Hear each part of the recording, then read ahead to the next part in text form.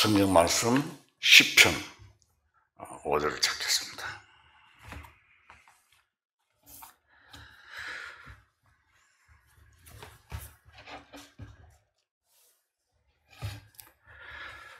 시편 30편 5절 읽겠습니다.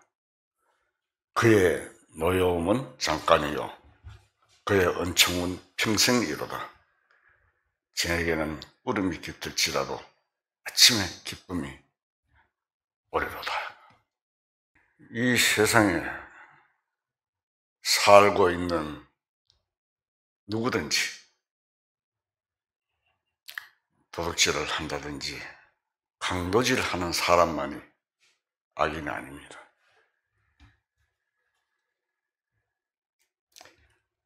하나님을 전혀 모르는 상태에서 자기 노력과 자기 생각, 자기 힘, 자기가 가진 깨와 수단 방법으로 사는 삶을 악인의 삶의 모습입니다.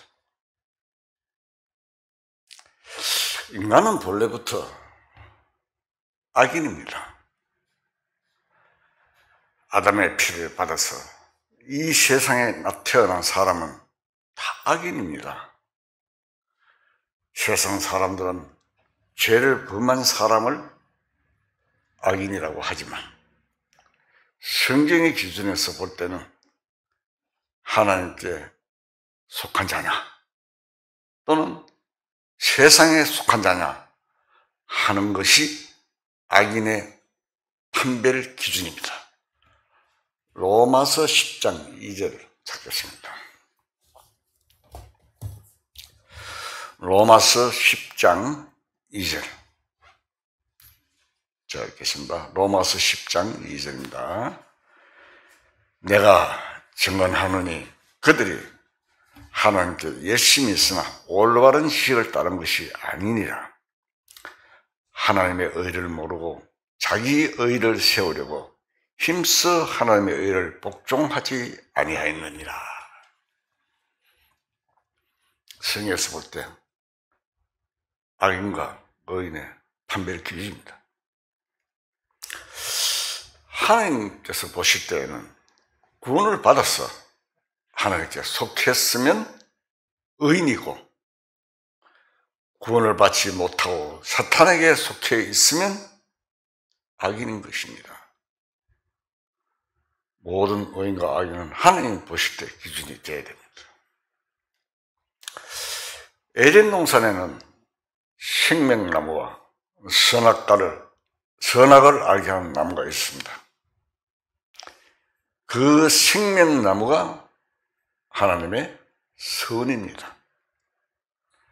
생명과를 먹고 나오는 것은 하나님의 생명에서 흘러나오는 선이고 선악과에서 먹은 데서 나오는 선은 악한 인간 속에서 나오는 것입니다. 많은 종교가 다 선을 논하고 의가 무엇인지 논합니다. 세상 종교가 다 그렇습니다.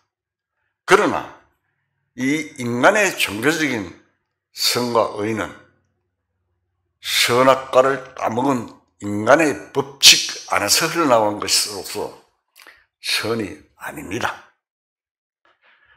하나님의 생명에서 흘러나오는 것이 아니기 때문에 선이 아닙니다. 완전한 선, 참 선은 하나님의 생명뿐입니다.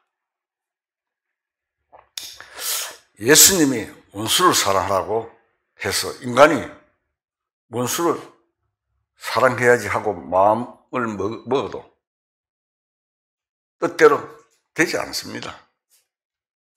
그러나 예수님은 이 세상 모든 사람들을 십자가에 못 박은 원수까지도 사랑하십니다.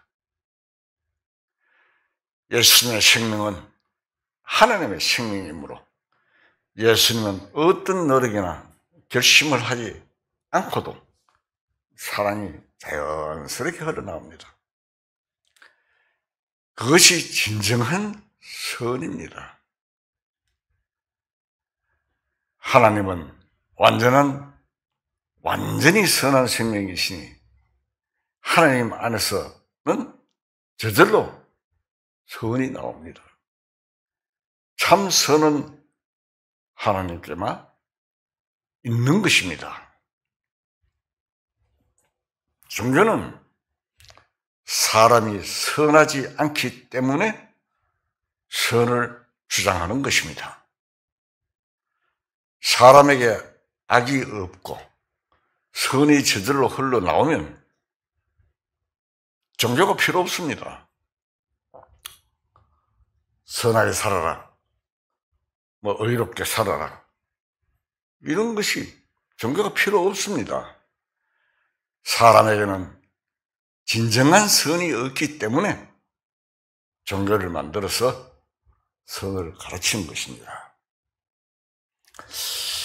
복음을 깨닫고 하나님의 생명, 주님의 생명을 받으면 그 안에서 선이 흘러나올 수 있는 것입니다. 그러나 구원을 받아도 아직 마음에 악이 있고 아직도 욕심이 있습니다. 그것은 우리 속 사람은 성령으로 말미암아 주님의 생명과 연결되어 있으나 아직 우리 육신 속에는 악이 깃들어 있기 때문입니다. 그래서 우리는 신앙생활이라는 과정을 통하여 육신의 생각을 조금씩 약화시켜 가는 것입니다. 신앙생활은 무엇을 말합니까? 육과의 싸우는 생활입니다. 아직까지 육신 속에 남아있는 악의 요소가 그 힘을 잃어가야 되며 대신 주님의 생명이 흘러나오면 남을 사랑하게 되고 선한 삶을 살아가게 되는 것입니다. 스스로가 어떤 결심을 해서 행하는 것은 참 선이 아닙니다.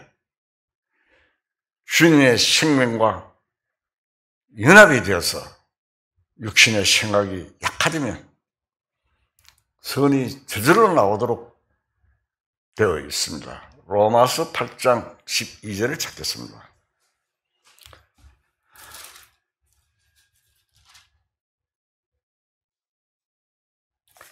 로마서 8장 12절 자 읽겠습니다. 그러므로 형제들아 우리가 빚진 자로 돼 육신에게 져서 육신대로 살 것이 아니니라. 너희가 육신대로 살면 반드시 죽을 것이로되 영으로서 몸의 행실을 죽이면 살리니.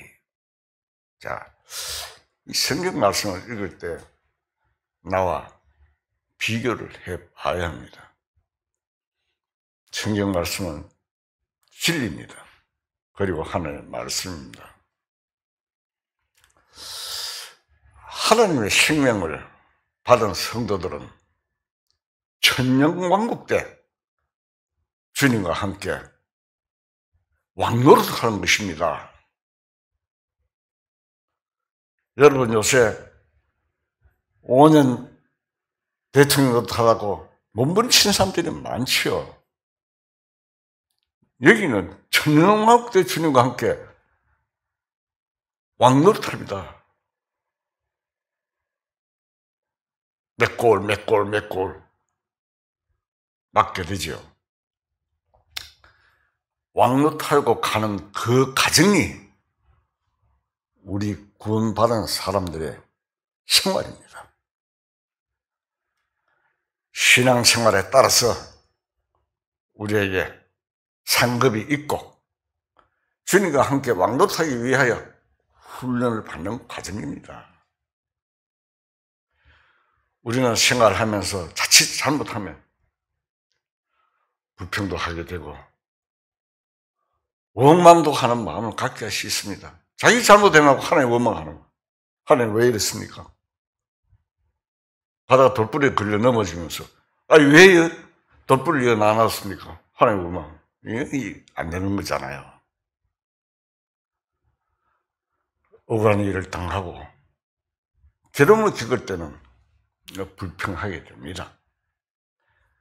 그럴 때 하나님이 나를 돌아보지 않으신다든지 하나님이 왜 그렇게 하실까 하는 불신감이 생기면서 하나님을 의지하지 않게 될 수도 있습니다.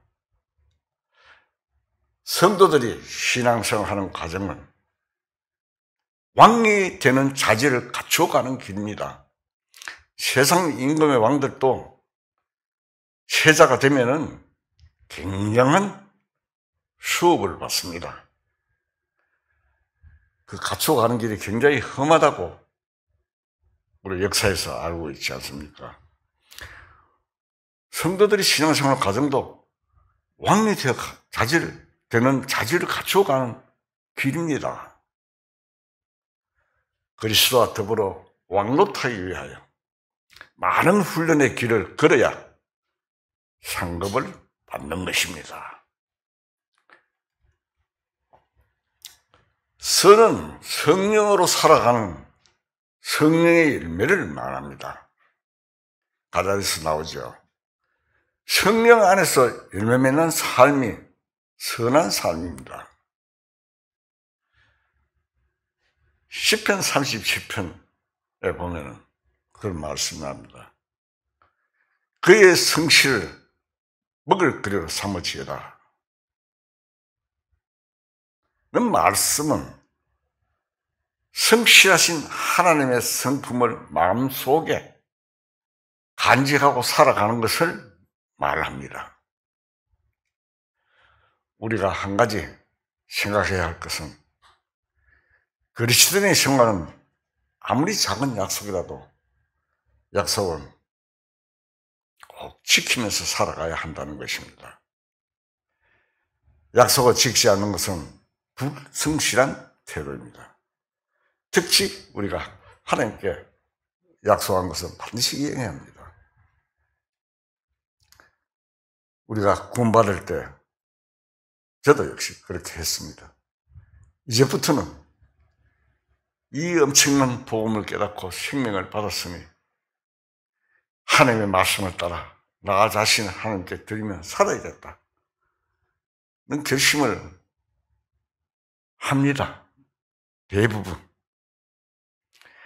결심을 했다면 우리가 그렇게 살도록 노력해야 됩니다.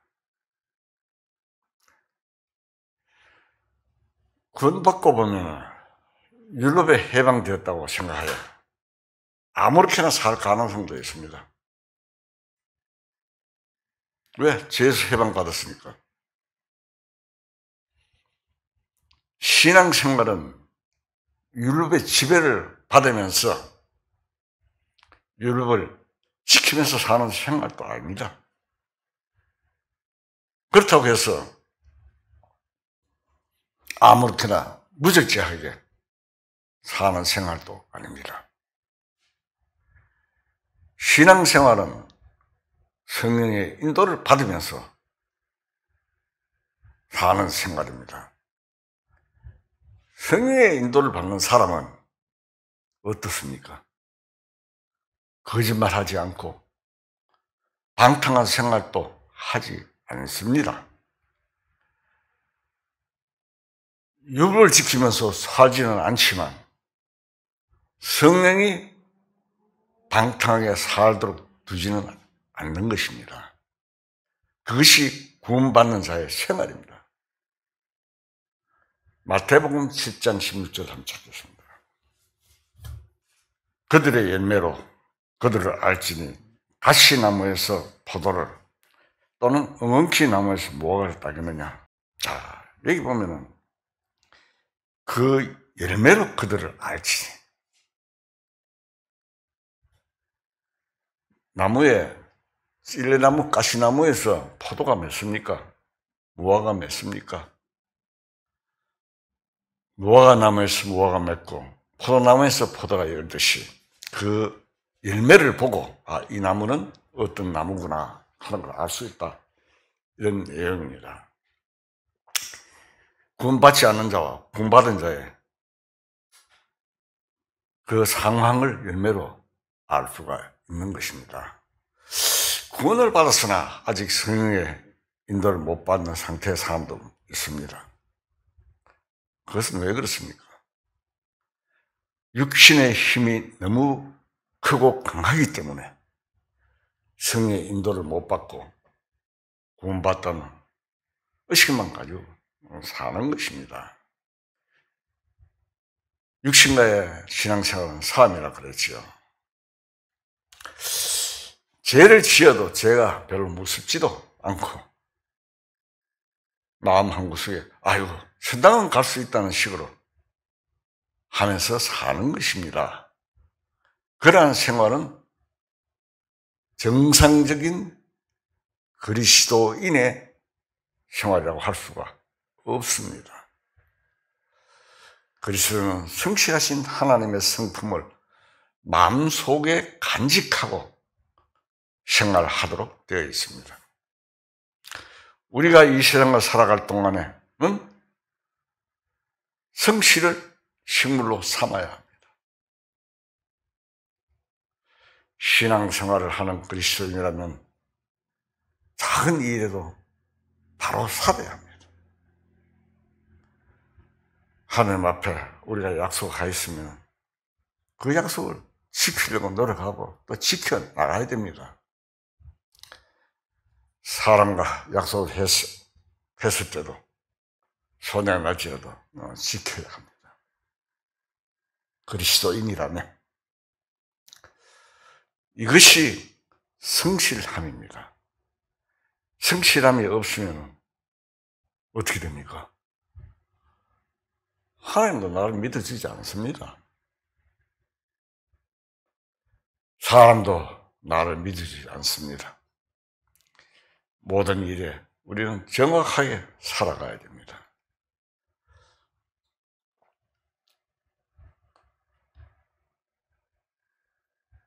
남에게 빚진 돈이 있으면 갚아야죠. 이 성경 말씀 속에 보면 사랑의 비두에 지지 말라고 사실은 그런 말씀이 기록되어 있습니다. 신앙생활 한다는 정말 정확하게 생활해 나가야 합니다. 그리스도인이 불성실하게 살 때는 신앙생활이 잘 될 수가 없습니다. 특히 경제 문제에 있어서는 아주 정확해야 합니다. 여호와를 항상 기뻐하라고 했습니다. 기쁨이 무엇입니까? 대다수의 세상 사람들이 기쁨은 뭡니까? 돈 아니면 명예 아니면 지위 얻게 될 때 굉장히 기뻐합니다.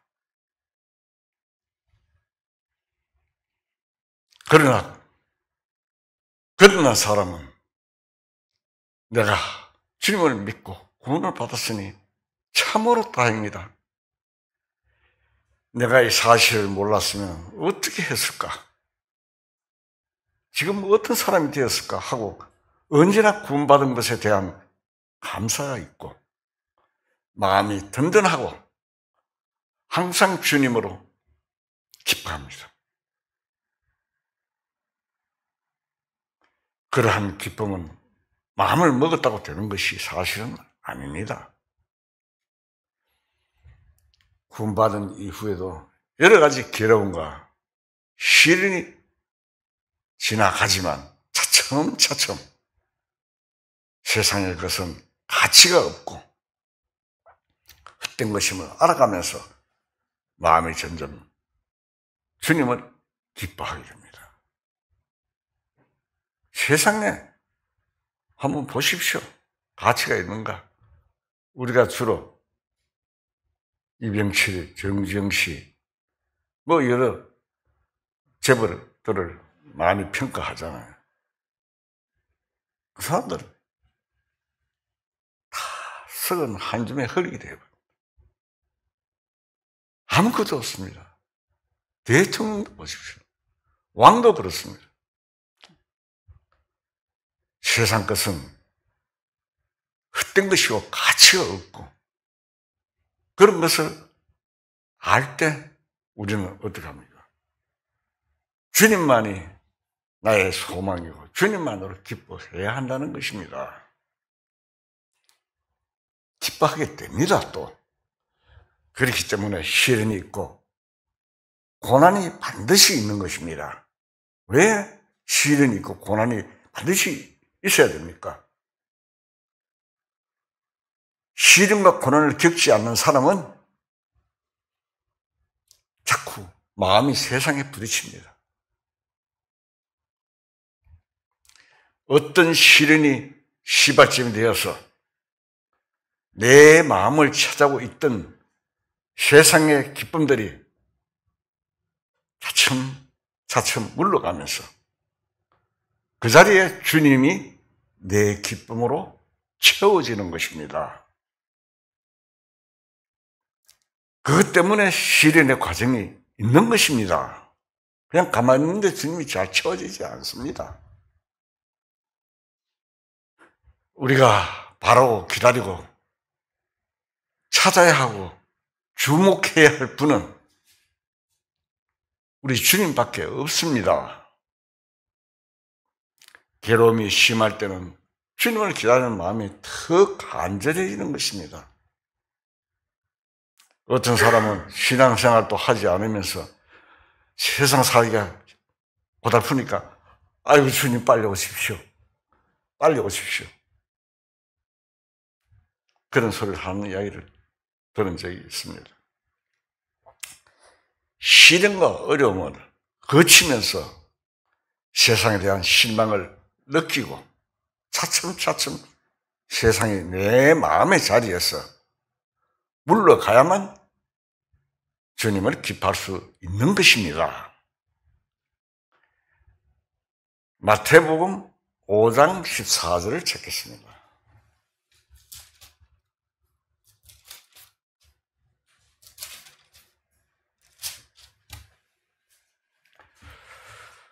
자, 읽겠습니다. 마태복음 5장 14절입니다. 너희는 세상의 빛이라. 산 위에 있는 동네가 숨기지 못할 것이요. 너희는 세상의 빛이라고 주님께서 말씀하셨습니다. 우리 자신에는 빛이 없습니다. 시편에 보면 36편에 보면 진실로 생명의 원천이 주께 있사오니 주의 빛 안에서 우리가 빛에 보리라 라는 기록의 말씀이 있습니다. 빛은 뭡니까? 생명이고, 생명은 하나님께만 있는 것이지 우리에게는 없습니다. 다만 우리가 하나님께로부터 생명을 받아서 하나님의 강명 속에서 그 빛을 나타낼 수 있는 것입니다. 우리가 태양은 하나입니다. 달은 발광체가 아닙니다. 그 태양의 빛을 받아서 반사하는 것이 달입니다. 그래서 자기 노력으로 힘으로 살고 자기가 어떤 의나 선을 만들어내라고 하면 아무것도 나타나지 않습니다. 복음에는 하나님의 의가 나타나서 믿음으로 믿음에 이르게 하나니 오직 의인은 믿음으로 만나 살리라 한 것 같으니라. 로마서 1장 17절에 기록되어 있습니다. 찾아보십시오.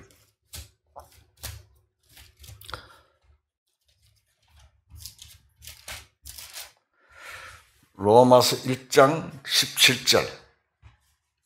자, 읽겠습니다. 복음에는 하나님의 의가 나타나서 믿음으로 믿음에 이르게 하나니 기록된 바 오직 의인은 믿음으로 말미암아 살리라 한 것 같으니라.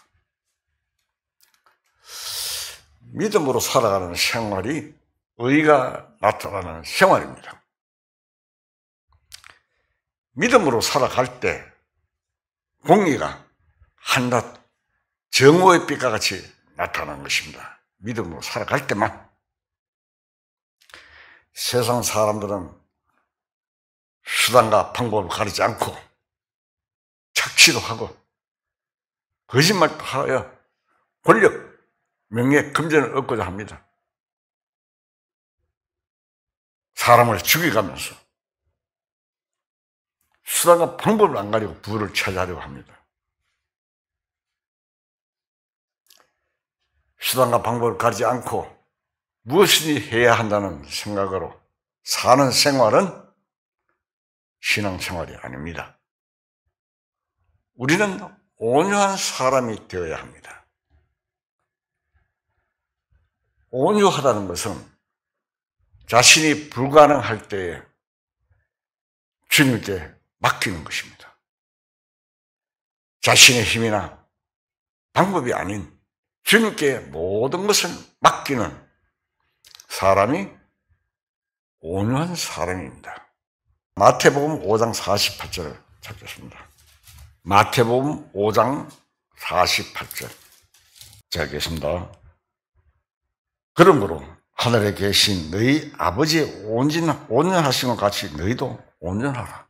하늘에 계신 아버지가 온전하신 것 같이 너희도 온전해야 된다. 우리는 하나님이 거룩하신 것처럼 거룩하게 될 수 없고, 하나님은 원수도 사랑하시지만 우리는 원수를 사랑할 수가 없습니다. 우리 힘으로는 온전해질 수가 없습니다. 고린전서 1장 30절 찾겠습니다. 고린전서 1장 30절. 너희는 하나님께로부터 나서 그리스도 예수 안에 있고 예수는 하나님으로부터 나와서 우리에게 지혜와 의로움과 거룩함과 구원함이 되셨으니. 자, 예수는 하나님께로부터 나와서 우리에게 지혜와 의로움과 거룩함과 구원이 된다고 했습니다. 내 자신은 불의하고 아무것도 아닌 것을 알고 주님을 믿을 때에 어떻게 됩니까? 온전한데 도달합니다. 내 개인의 온전이 아니고 믿음으로 주 안에 들어가서 주님의 것이 내 것이 되어버리는 그 온전을 말하는 것입니다. 이 세상에서 예수를 믿고 구원받고 믿음으로 살아가는 그 삶이 하나님이 아시는 삶이 되는 것입니다. 아시는 하나님이 기억이 된다, 이런 거 하나님 앞에. 굉장히 중요한 내용입니다. 아담은 셋을 낳은 후에 800년이 지나면서 자녀들을 낳으며 그는 930세 살고 죽었습니다. 창세기 5장에 나옵니다. 자, 셋의 계통은 하나님을 믿고 사는 계통입니다. 가인의 계통은 하나님의 버림을 받는 계통이고, 창세기 4장 25절을 봅시다.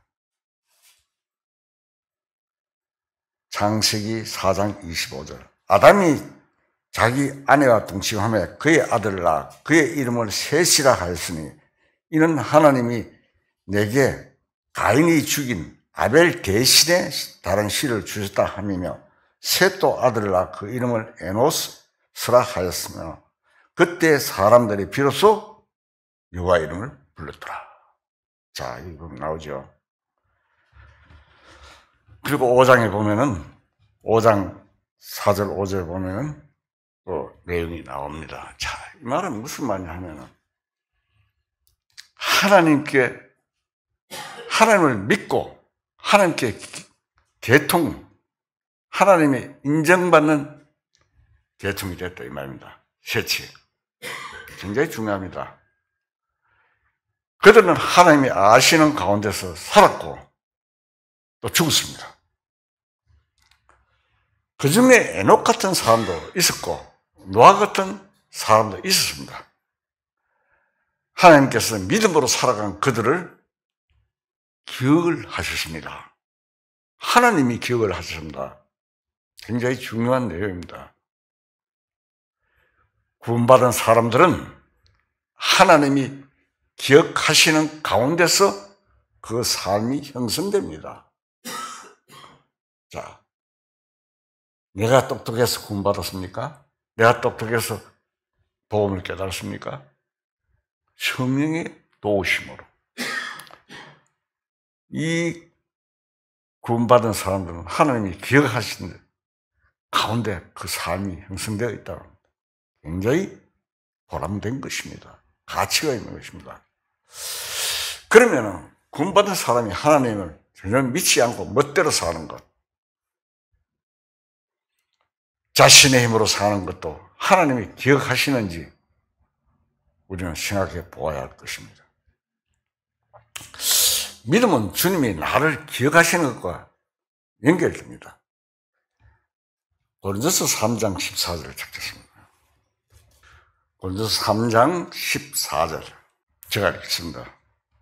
만일 누구든지 그 위에 세운 공이 그대로 있으면 상을 받고 누구든지 그 공적이 불타면 해를 받으리니 그러나 자신은 구원을 받되 어디에 물었겠습니까? 불 가운데서 받는 것 같으니라. 부끄러운 구원을 받는다 이 말입니다. 그래서 믿음 생활을 하고 신앙생활을 올바르게 하는 것이 굉장히 중요합니다. 창세기 보면 야곱의 생애는 하늘이 기억을 하고 계셨습니다. 야곱의 생애는 이스라엘 민족의 태동과도 같습니다. 교회 역사 또한 하나님의 기억 안에서 이루어지는 것입니다. 구원받은 개인도 주님을 믿지 않을 때 주님과 연결이 되지 않는 삶이 되는 것입니다. 내 믿음이 주님의 기억과 연결되는 것입니다. 믿음의 생활이.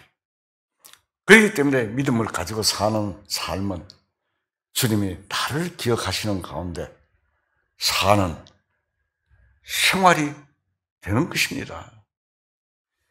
믿음으로 살아가는 사람의 모든 삶은 영원한 것입니다. 어떤 일을 당해도 믿음을 잃지 말아야 됩니다. 내 삶이 주님의 기억과 아무 관계가 없다면 문제입니다. 마태복음 10장 30절.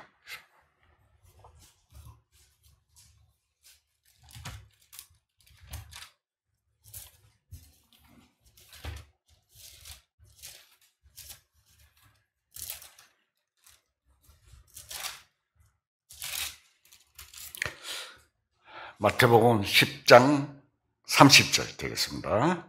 자, 읽겠습니다. 너희에게는 머리털까지 다 세신 바 되니라. 되었나니. 자, 주님은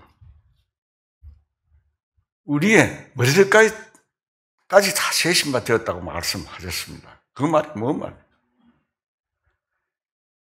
아무것도, 모든 것을 다 아신다 이 말입니다. 우리의 폐부를 지으신 하나님께서 다 아시고 계신다 이 말이에요. 춤 넘길 상태도 눈 깜빡이는 것도 그 순간도 다 기억을 하십니다.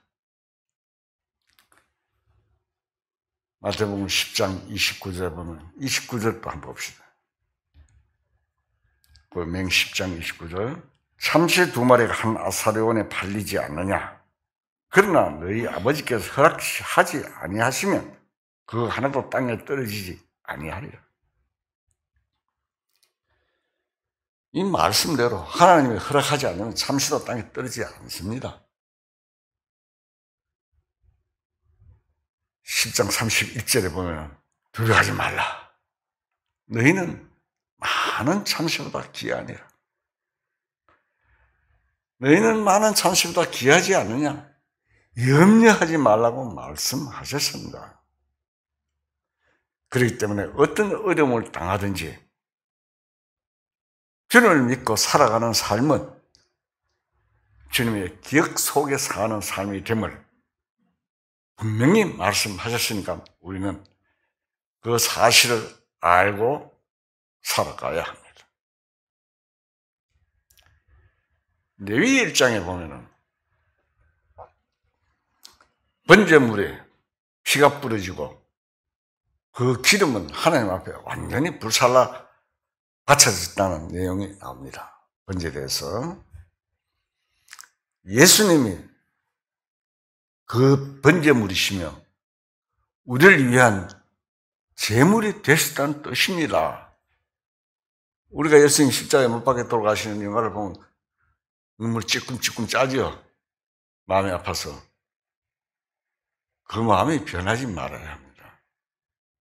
그 번제물이 나를 위해서 십자가에 지신 것입니다. 악인은 그러한 사실을, 이러한 사실을 받아들이지도 않고 믿지도 않는 사람입니다. 그게 악인입니다. 우리 죄를 예수님이 갚아주셨습니다. 그래서 우리는 죄의 빚을 갚은 것입니다. 죄 때문에 지옥에 가야 될 우리가 예수님 때문에, 예수님의 십자가의 피로 말미암아 죄를 갚아주셨기 때문에 죄 사선 사마이잖아요. 죄는 반드시 죽음으로써 죽음이 돼야 됩니다. 해결돼야, 죽음이 있어야 해결되는 것입니다. 악인은 그 빛을 갚지 않는 사람입니다. 구원받은 우리도 살아가는 생활 속에서 사랑의 빛을 짊어지고 있습니다. 그 사랑의 빛을 갚으면서 살아가야 합니다. 그것이 신앙생활입니다. 에베소서 2장 10절을 찾겠습니다. 에베소서 2장 10절 잘 읽겠습니다. 우리는 그가 만드신 바라 그리스도 예수 안에서 선한 일을 위하여 지으심을 받은 자니 이 일은 하나님이 전에 예비하사 우리로 그 가운데 행하게 하려 하십니다. 거듭난 사람은 선한 일을 위하여 지으심을 받은 자입니다. 기록이 그렇게 해놨잖아요. 구원받은 사람의 길은 이미 정해져 있습니다.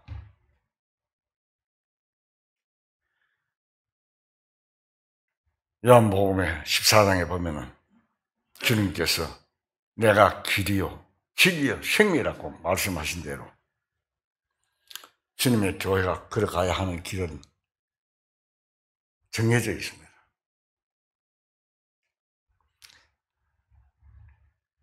형제들을 공격하지 말고 형제와 사랑을 나누면서 사는 삶이 땅을 차지하는 것이고 주님과 함께 왕노릇 하려고 가는 길입니다.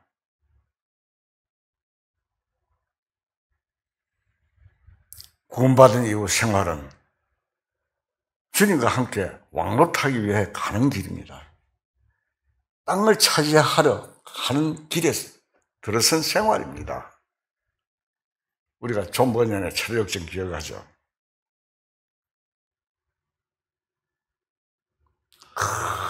어려운 코스 과정을 거치면서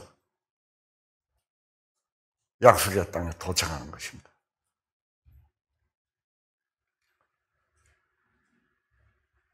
그 삶은 성령으로 말미암아 사랑의 빛을 갚아가면서 손을 펴서 항상 남을 도와주는 마음이 있을 때 가능한 것입니다. 야고보서 1장 27절에 그런 기록의 말씀이 있죠. 자연계는 법칙에 순응하고 있습니다. 태양과 지구가 그 지멋대로 돌아가지 않습니다. 일정한 거리를 두고 자전하면서 공존하고, 전에도 제가 그 이야기를 한번 하고 웃은 적이 있는데, 지구가 23선 5도로 자빠졌다 하니까 웃었는데 기울어지는 이유도 있습니다. 하나님께서 자연계 법칙을 만들어 놓은 것입니다. 그런데 자연계는 거기에 순응합니다. 시편 119편 91절. 자, 읽겠습니다. 천지가 주의 규례 들을 대로 오늘까지 있음은 만물이 주의 종이 된 까닭이니라. 자연계는 법칙에 순응하고 있습니다. 자연계가 하나님이 세우신 법칙대로 유지되는 것과 마찬가지로 신앙생활도 영원의 법칙에 따라 살아가는 삶이 되어야 합니다.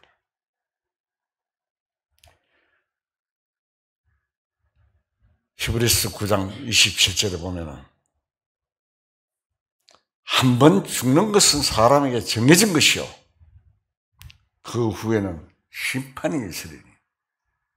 이런 말씀 들어도 덤덤해요. 거듭나지 못한 사람들이, 세상 사람들.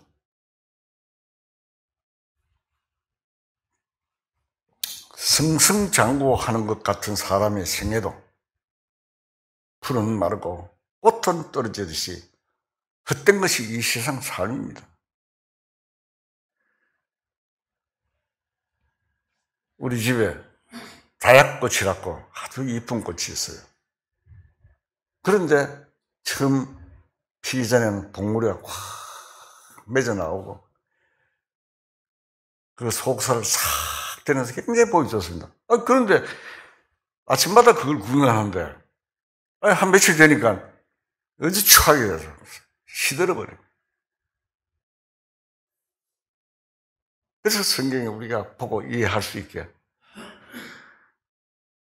기록을 해놨습니다. 사람의 생애도 푸른 마르고 꽃은 떨어지듯이 헛된 것이 이 세상의 삶이라고 가르치고 있는 것입니다.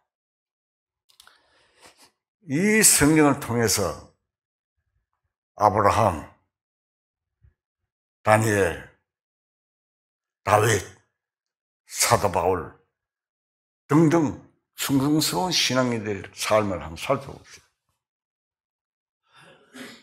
바울 같은 사람도 얼마나 많은 고생을 했습니까? 왜 그렇게 고생해야 합니까?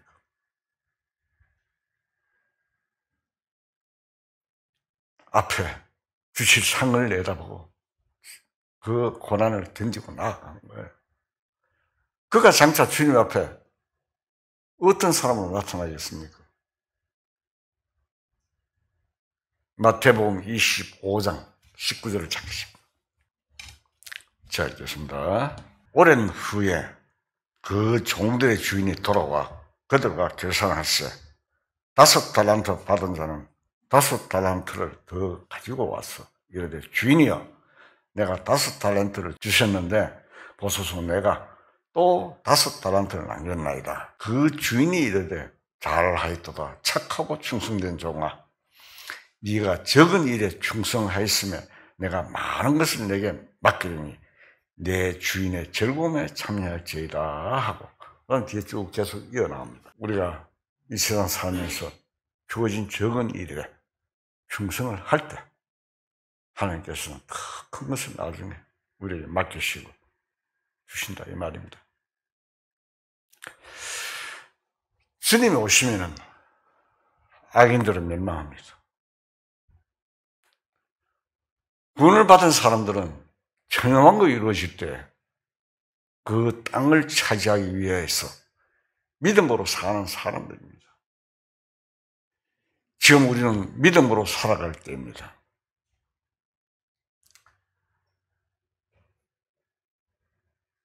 오늘 본문 읽은 말씀, 그의 노임은 잠깐이야. 그의 엄청 평생이로. 예수님이 십자가에 돌아가실 때에도 3일간의 무덤 속에 계십니다. 그 노염은 잠깐이었습니다. 3일간 잠깐입니다. 우리는 이 세상에서 죄를 짓거나 죄를 짓지 않아도 징계받는 일이 있습니다. 우리 육신은 징계라는 과정을 통해서 거룩하게 됩니다. 이 세상에서 깨끗해진 과정을 거쳐 주님의 신부로서 자격을 온전히 갖추게 됩니다. 세상 신부들도 그렇잖아요. 얼굴이 지저분하게 세수도 안 씻고 머리도 안 감고 아무거나 입고 그냥 드레드레 결혼식장에 가는 사람이 있습니까? 우리는 주님의 신부로서 자격을 갖추어 가야 됩니다. 세상에 살 동안 말씀으로 깨끗함을 받지만 우리가 말씀을 그냥 믿는 것만 아니라 그 말씀이 실질적으로 육신의 체험이 되어야 합니다.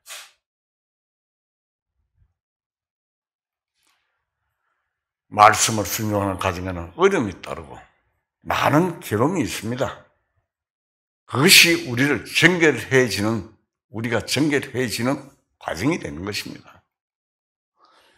번뇌의 과정을 거치면 그 다음에 찾아온 하나님의 선물은 영원하고 영광스럽습니다. 그의 노염은 잠깐이요. 그 은총은 평생이라는 말씀에서 평생이라는 말은 뭘 말합니까? 영원한 것을 말합니다. 우리가 그 영혼을 향해서 이 세상에 태어났고 그것을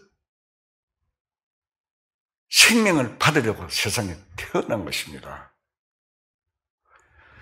다윗이 죄로 말미암아 3일 동안 7만 명이 죽었지만 번제가 들었을 때 그 번제를 통해서 내리는 은총은 영원한 것이었습니다. 사무엘하 24장에 나오죠. 인구조사. 하나님께서 다윗을 통해서 모든 전쟁에 이길 수 있도록 다 해주었는데 다윗이 지가 능력이 있고 그래서 이기는 줄 착각하고 인구조사를 했다가 백성들이 7만 명이나 죽였습니다.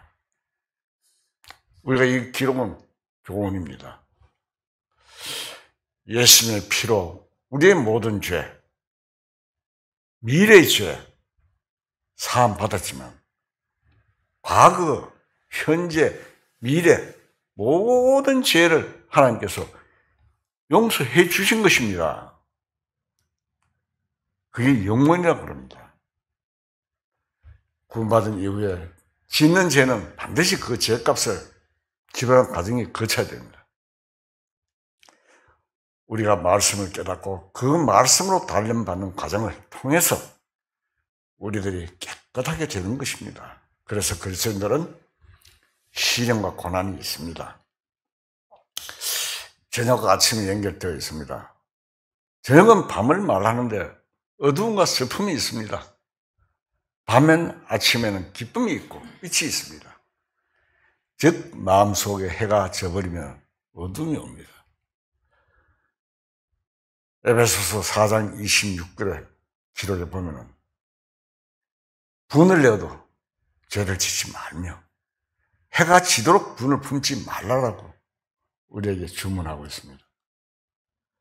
이 말씀이 해가 져서 어둡다는 것은 성령의 빛이 마음에서 멀어졌다는 뜻입니다. 저녁에 울음이 깃들고 슬프고 답답하고 고통스럽다는 것은 빛이 없기 때문입니다. 신앙생활 하는 동안 죄를 지을 때는 마음이 답답하여 눈물도 흘리고 고통스러워합니다. 회개의 눈물도 흘리고 답답해하며 괴로워하는 것도 신앙생활의 과정에 있어야 할 것입니다. 죄를 지어도 아무렇지도 않고 하면 자칫 양심이 마비 되어 버릴 정말 버림을 받을지 모릅니다. 마음이 답답하고 어려울 때는 그 문제를 주님 앞에 모두 내놓고 기도해 보기도 하고 어떤 때는 회개의 눈물을 흘리면서 반성도 하게 됩니다. 그러면은 어떻게 됩니까? 아침이 또 찾아옵니다.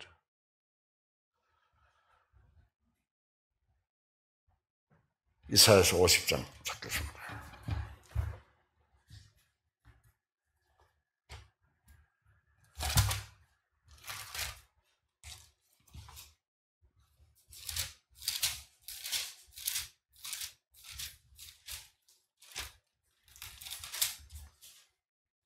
(50장) 10절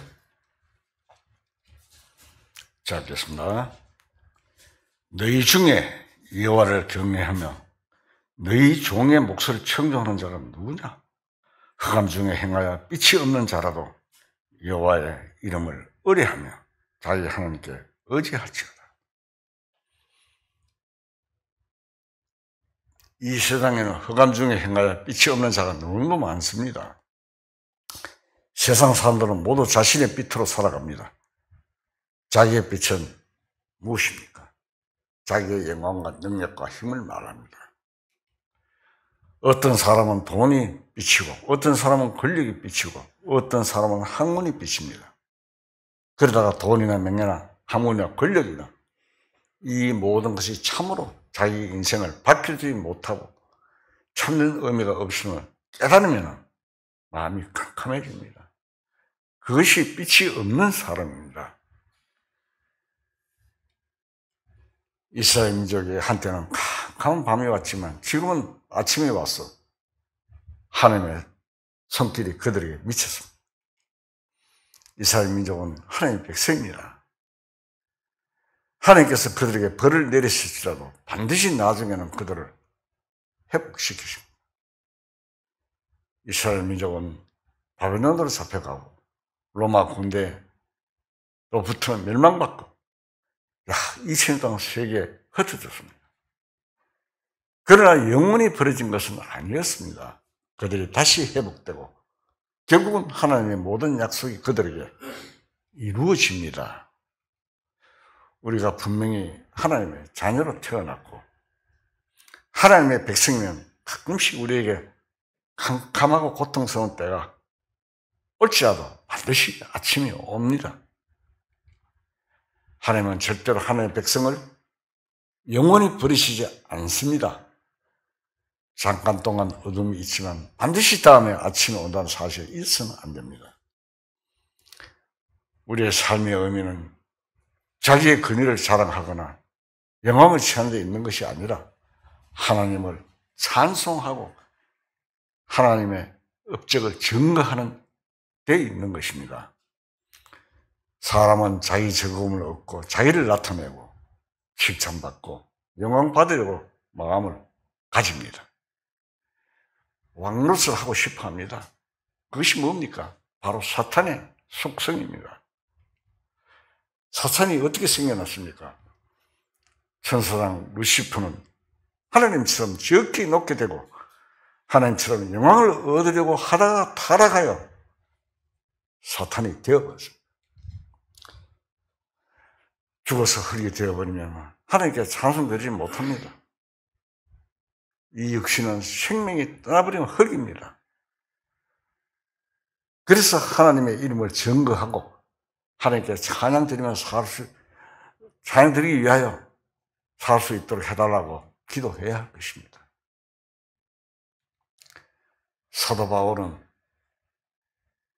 살아도 주를 위하여 살고 죽어도 주를 위하여 죽나니 로마 14장 8절에 기록되어 있습니다. 우리는 우리의 삶의 목적과 의미가 뭔지 어렴풋이 알고 있지만 하나님 앞에서는 반드시 확인하고 지나가야 합니다. 구원받은 순간에는 모두가 막연하게나마 주님을 위해 살겠다는 마음이 스쳐갔을 것입니다.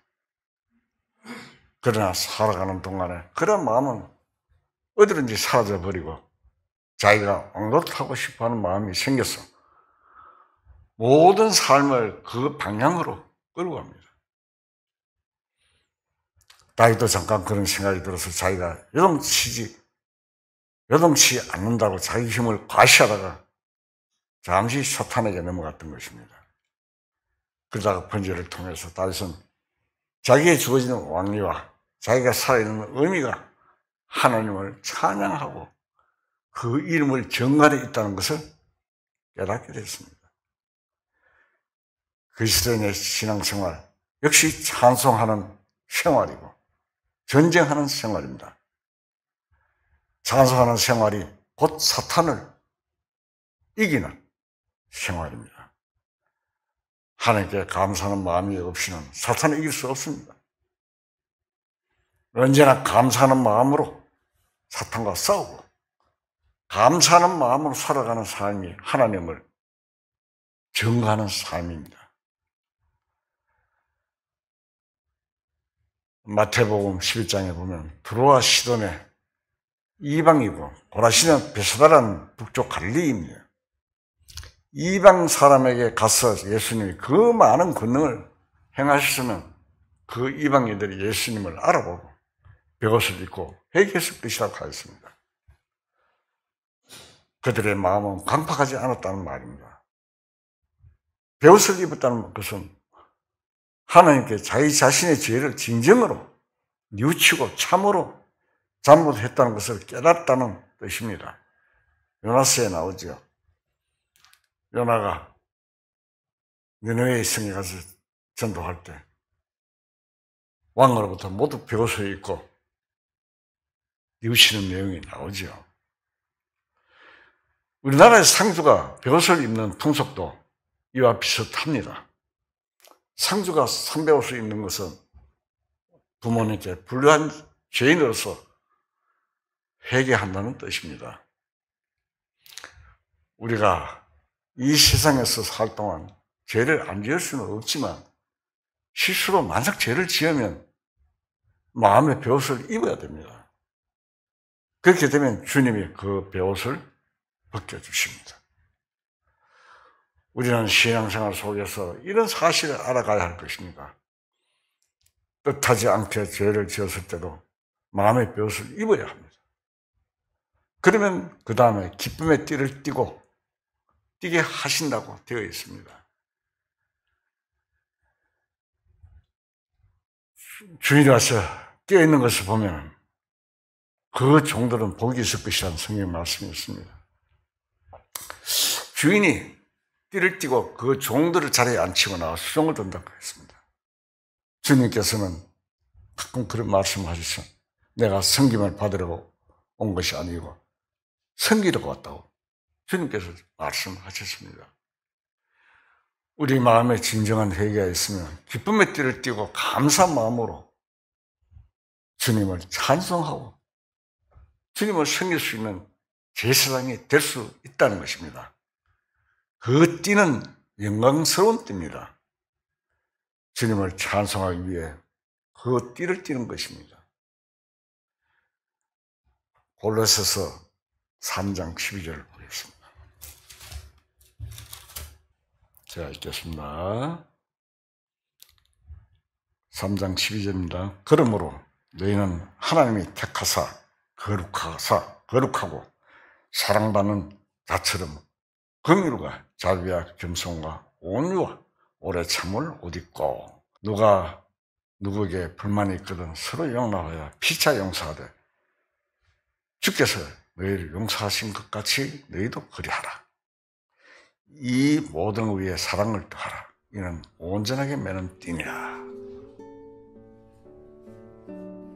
주님은 참으로 섬기려면 긍휼과 자비와 겸손과 온유와 오래 참음의 옷을 입고 온전하게 매는 띠를 띠는 것이 중요합니다. 우리도 육신을 가지고 있기 때문에 죄를 지을 수 있습니다.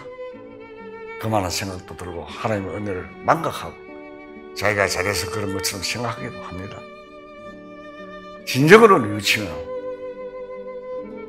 진정으로 뉘우치는 그 마음이 있으면 이미 주님이 번제물이 되시기 때문에 우리의 허물이나 하나님의 영예가 손상되지 않습니다. 하나님은 이미 돌아가신 아들이신 예수님을 통해서 번제물을 다 받으셨기 때문입니다. 우리는 낮은 마음, 회개하는 마음이 제물과 연결되어야 합니다. 그러면 기쁜 마음으로 하나님을 섬길 수 있는 생활을 할 수 있게 됩니다. 우리는 그렇게 살아가야 합니다. 다 같이 기도하시겠습니다.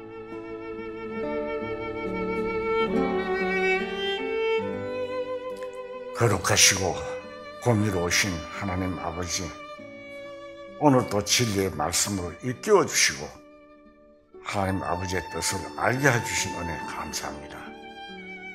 세상은 하나님을 알지 못하고 멸망의 길로 달려가고 있습니다. 부족하지만 저희들이 하나님의 사랑의 진리의 말씀을 증거하는데 쓰임을 받는 자들이 되게 이끌어 주시옵소서. 주님을 만날 때 부끄럽지 않은 자들로 나타나게 하여 주시옵소서. 모든 말씀 우리 주 예수 그리스도 이름으로 감사하며 기도드리옵나이다. 아멘.